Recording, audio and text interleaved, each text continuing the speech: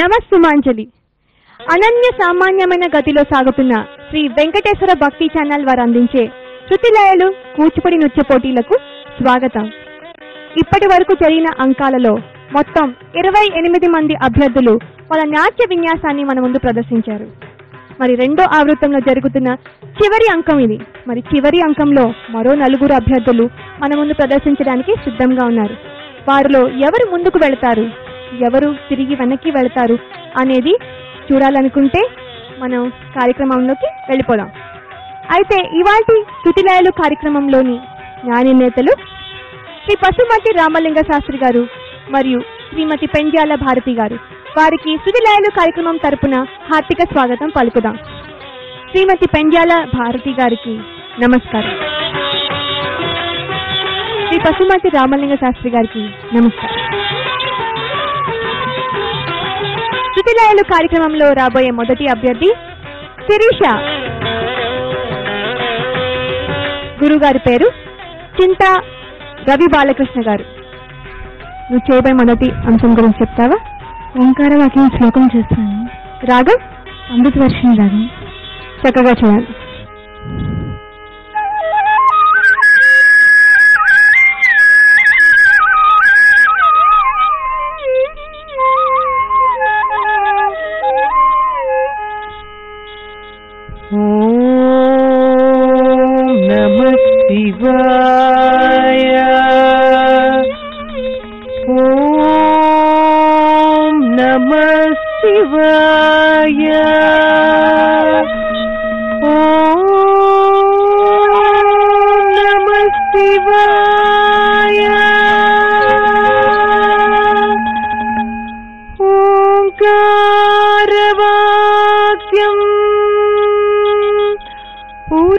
పుంగవభూషితాంగం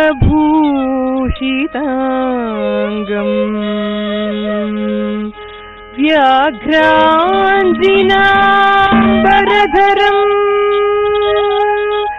జటిలం త్రినేత్రం పాశాంకుశధరం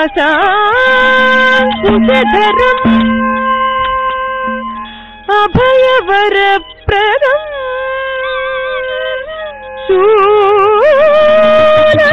శూలపాణిం కైలాస భూధరపదిం ప్రణతోస్మి నిత్యం ప్రణతోస్మి నిత్యం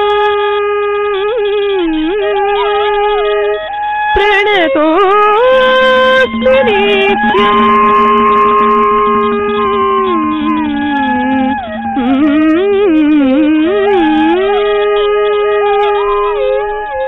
ఈ ప్రదర్శన గురించి అభిప్రాయం తెలుసుకున్నాం. మేడం, మీ అభిప్రాయం చెప్పి ప్రశ్నలు అడగండి. శిరీష, చాలా చక్కగా అభినయించావమ్మా. చాలా బాగుంది.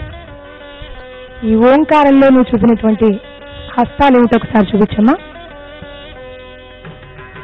హస్తాల పేర్లు తెలుసా మీకు? చెప్పు.